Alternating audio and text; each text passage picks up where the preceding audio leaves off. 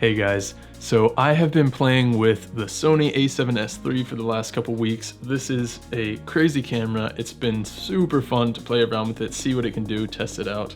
Today, I'm going to talk about my pros and cons with this camera, my list of what I would really want someone to know, what I think they should know if you're looking at potentially buying this camera or even deciding if it's even an option for you to look at for the work that you do. So I'm just gonna jump into it. Here's my pros and cons for the camera. So I'm gonna start out positive with some of the pros of this camera, and some of them are just cool things that the camera can do or interesting features, some things that Sony's just kind of catching up on, or things that I think are useful. Some of them are huge parts of why you might want to buy this camera. But the first thing actually for me is just really simple, that on the screen, it actually shows the battery percentage of what you have left on the battery life. And I think that's super useful. That's not the case in Canon cameras. Knowing the exact percentage, just like you would on a cell phone or something, is really useful. Not a huge deal in performance, but it's very helpful. The next pro for me is that the a7S III finally has a flip out touchscreen. The flip out screen, it's just objectively the most versatile, especially for video shooting in my opinion, because you just have the most options of where you can see the screen while you're shooting, whether you're in front of the camera, behind the camera, to the side of the camera, below the camera, above the camera, if the camera's on a gimbal. Wherever you are in relation to the camera, you can more than likely and certainly have more options to be able to see what you're filming than you can with a screen that just flips up or flips out. So for me, this flip out screen is a huge win, and the touch screen, and Sony cameras have been touch screen-ish for a while. The touch functions on this a7S III are much better, much more robust. You can do a lot more with the touch, including even going through menus, which is another one of my pros, that the menus are touchscreen as well. You can go through the menus with the touchscreen. That hasn't been the case in previous Sony cameras.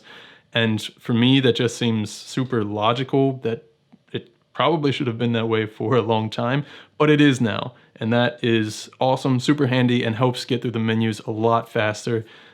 Now, you might not necessarily want to use the touch functions in the menu, but at least you have the option now. Another really cool thing about this camera is how high quality this EVF is.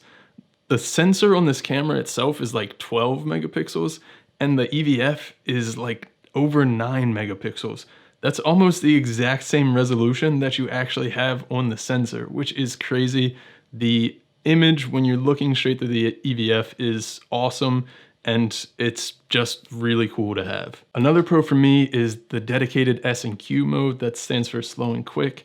And this is really handy if you want to film footage that is either already automatically sped up for like something like a time lapse, or automatically slowed down. So if you're filming at a higher frame rate, but you want to put it out at 24 frames per second or 60 frames per second or 30 or whatever your final output is, you can do that in camera. And I think that's super useful and tends to be something that is included on higher end video cameras. And it's awesome that this camera has it. The next pro for me is that you have several options with log profiles.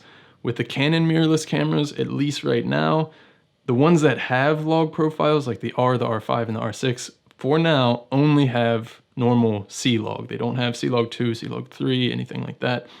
The cool thing about the a7S III is you have several options. You have S-Log 2, you have S-Log 3, you also have HLG. So there are options that you can choose to fit either the situation you're shooting in or your specific style and how much color grading and how much time you want to spend color grading on your project. Next up on the pros list for me is the memory card slots in the a7S III, because you can choose for each card slot whether you want to use CF Express Type A, which is much faster but also more expensive, or SD cards up to UHS 2. So based on what you're filming and what your budget is, you have different options there. And I think that is really, really useful and was an awesome idea from Sony. Next, short and sweet, full-size HDMI port. Way better, way more handy, way more convenient for a video camera to have a full-size HDMI port. Typically with mirrorless cameras, you're going to have either micro or mini, but a full-size HDMI port on a video dedicated camera like this is definitely a pro. The next things are, for me, what I would say the biggest pros in why you should look at potentially buying this camera if it's right for you. And the first one is the fact that you have 10-bit footage coming out of this camera, and the 10-bit footage is seriously awesome. The amount of color information that you have in this footage, the colors that you're getting out of this, how far you can push those colors in grading, and what you can do with the footage without it starting to fall apart at all, it's really, really impressive. And for me, easily, this is the biggest pro for this camera. So then 4K 120. I don't think I really even have to explain that. 4K, 120 frames per second, it's amazing. And the 4K 120 out of this camera looks really, really nice. The last pro on the list for me is the price for what you're getting in image quality from this camera. Because in my opinion, the image quality from this camera you can easily put up against cinema cameras that are much more expensive than this.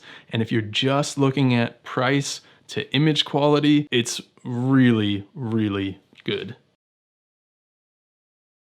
So now my list of cons, and same thing with this list. Some of them are just little quirks, minor annoyances, or even things that I'm just not used to because I'm not a Sony shooter.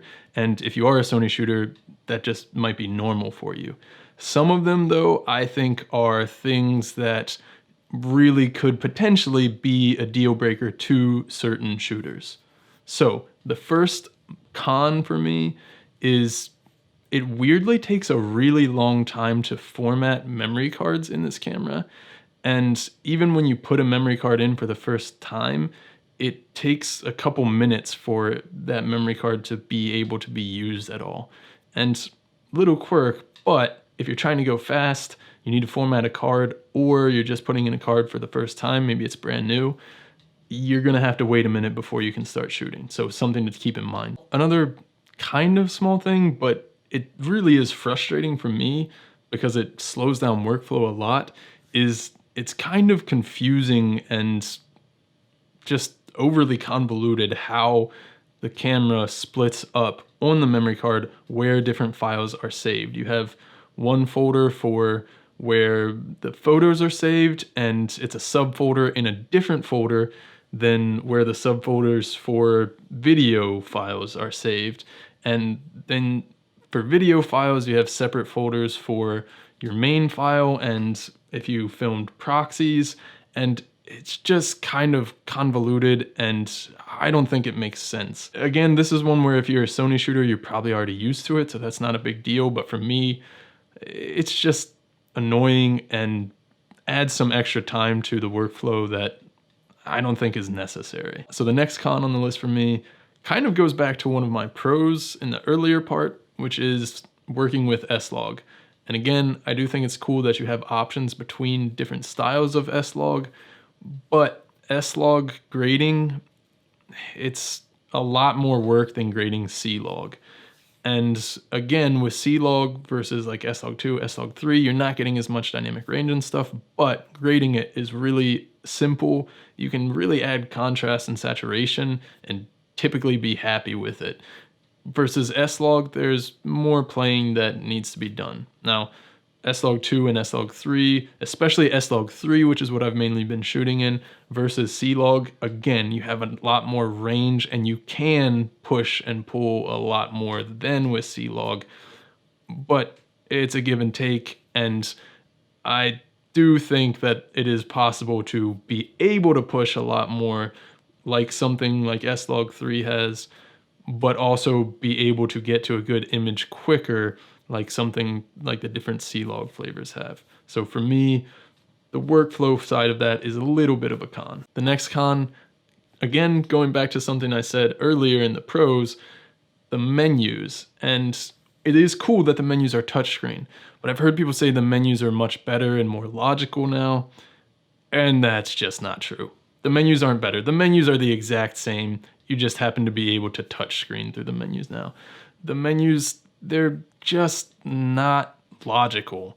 And people say like, well, if you spend enough time with it, you can learn it. And yeah, of course, if you spend enough time with rocket science, you can learn it, but that doesn't make it intuitive or fun or simple. So for me, I don't think the menus have really gotten better as far as how logically they're laid out. They look nicer, they have more color, they're touchscreen, but they're still frustrating to use. Next con, going back to the menus again, every time you go out of the menu and back to the menu, it automatically starts at the very top first option rather than where you left off last time. So if you're trying to change things and see which option you like better, it can take a long time, especially if it's lower down on the option list, because you have to go back to it every single time, back to the image, all the way down through. Again, the touchscreen helps with this because it's easier and faster to go to lower items in the menu rather than scrolling through every single one. But it would be nice if it just started where you left off. So this next point is really only a con depending on how you shoot and what you shoot. And that is that 10-bit footage is really only useful if you're color grading, shooting in the log profiles. And for me, I do shoot in log and I do color grade my footage, so it is super useful. But if you're someone that is shooting social media content or some kind of content that you have to get out really quickly and don't have time to color grade and you're just shooting with no picture profile or something like that, the 10-bit footage isn't really useful to you in that case. The next point for me is that the camera is pretty restrictive on what memory cards you can use for what. The bit rates are pretty high on some of the options and frame rates that you have in this camera, but for instance, my R, the 4K on that has a really high bit rate, and the cards that I use are fine with that bit rate. It's like 480 megabits per second. When I put those same cards into the a7S III, it restricts me to some really, really low bitrate footage. And that's frustrating because yes, I understand that those cards aren't specifically rated for that footage, but they are able to handle it. And I know that because they have handled it and have been handling it in my camera for a long time. The a7S III restricts what files you can save to a certain card based on the rating. So V30, V60, V90, and then of course your CF Express Type A cards. And while I can understand that on a certain level, for someone like me that kind of tries to save money on getting the most economic option of cards, that also is going to take care of what I need as far as bit rates. It's a little bit frustrating. If you're just coming into this fresh and you don't have cards like that, then this point doesn't really apply to you. Just get V90 or CF Express Type A cards. But I will say, you really kind of need at least V60 for most of the cool features of this camera to be useful. You can use V30 cards for some of the frame rates and file formats, but V60 is definitely a recommendation, and honestly, I would say V90 or CF Express Type A. The next con for me is, again, depending on who you are, what you shoot, but the photos are 12 megapixels.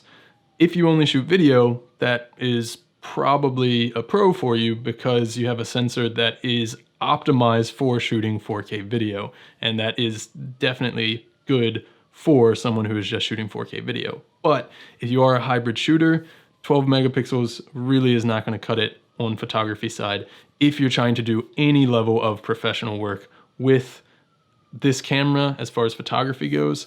And I am planning to do kind of a more in-depth look at how this camera performs with 12 megapixels in photography.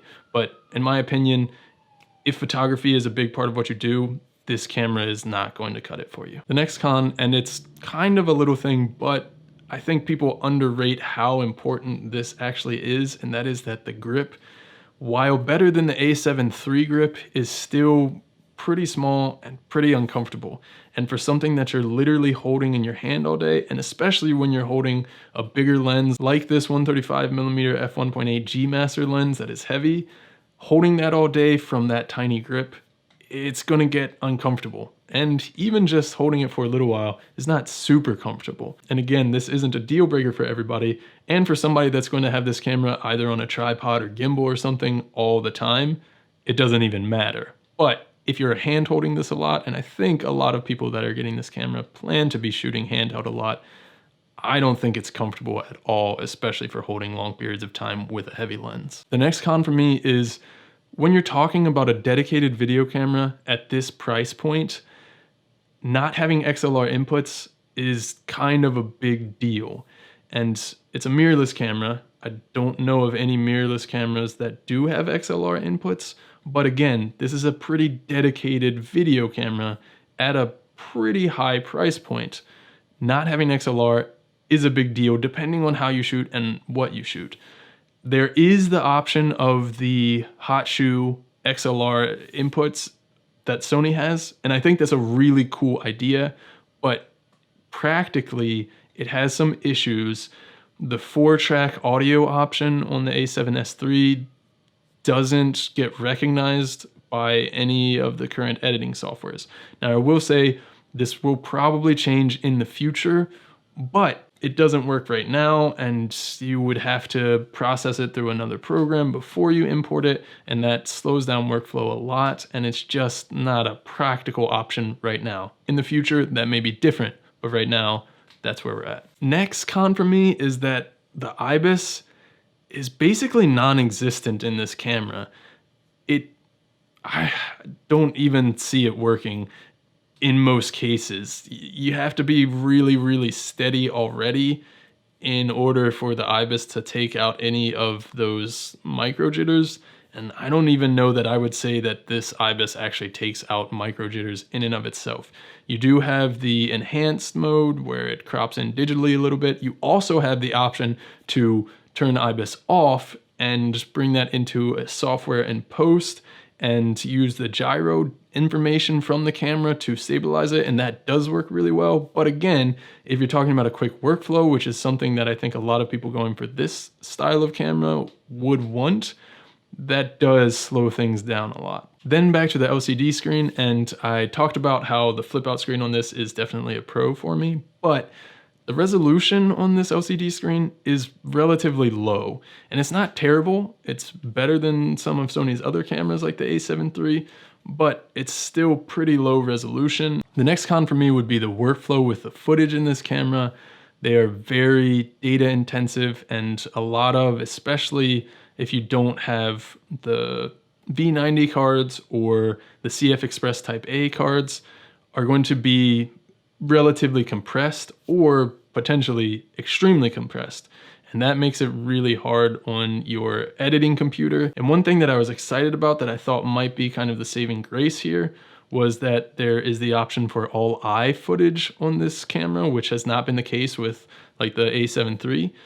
But you only have all eye for some of the slower frame rates. So 4K 120, no all eye option.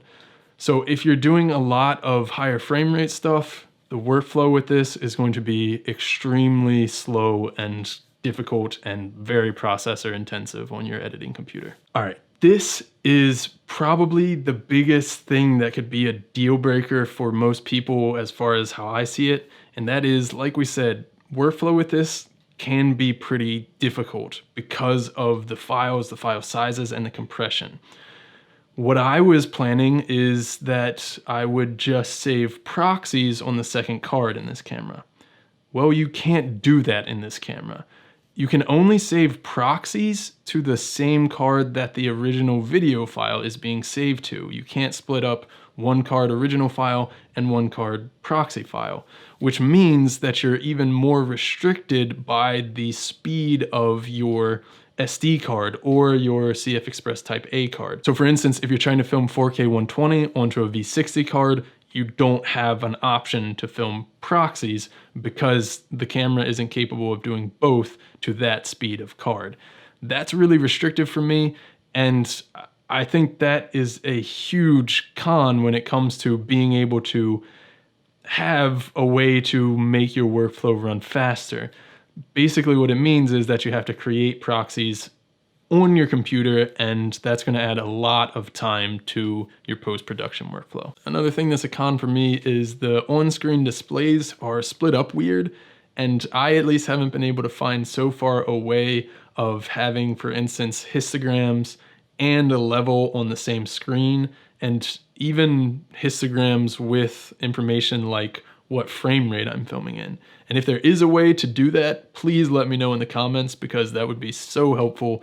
But I haven't been able to find how to do that, and that seems like something that should be kind of right out of the box an option. The last con is the price. And I know I already said that the price was a pro, and it is for the image quality that you get. But taking a step back and looking at the full camera, when you're talking about this much money for a camera that is really not a hybrid shooting camera, it's very dedicated video camera, you're getting very close to cinema cameras that are going to give you some more options and features that this camera doesn't. Maybe built-in NDs, definitely options for more professional audio inputs like XLR, mini XLR at least.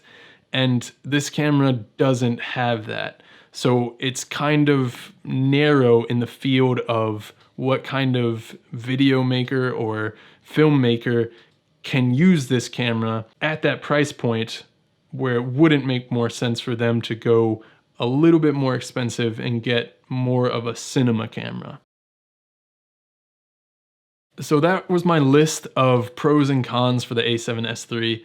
Again, this is an awesome camera, but it does definitely have some cons that you have to think about. And all of this information, you have to see how it applies to you. If the cons aren't cons for you, then you're golden. If the pros aren't pros for you, then it's a problem. But really, it's all about seeing what fits into your workflow and what is the right camera for you. And if this is the right camera for you, this is an awesome camera. And if you have the budget and it works for you, I don't think you're going to be disappointed with this camera at all, especially if you're just looking at the image quality coming out of this camera. So if you like this video, give it a thumbs up. If you are planning on buying this camera or any of the other gear that I mentioned in this video, there's going to be affiliate links in the description below. If you purchase through those links at no extra cost to you, you can help support this channel so that I can continue making videos for you guys. If you're interested in seeing more about the a7S III, I'm going to be bringing out more videos over the next few weeks. Hit the subscribe button so you can get notified for those. Give it a thumbs up if you liked the video. In the comments below, let me know what you think about this camera. Have you used it yet? Are you looking to use it? Are you looking to buy it? Thanks for watching. See you guys.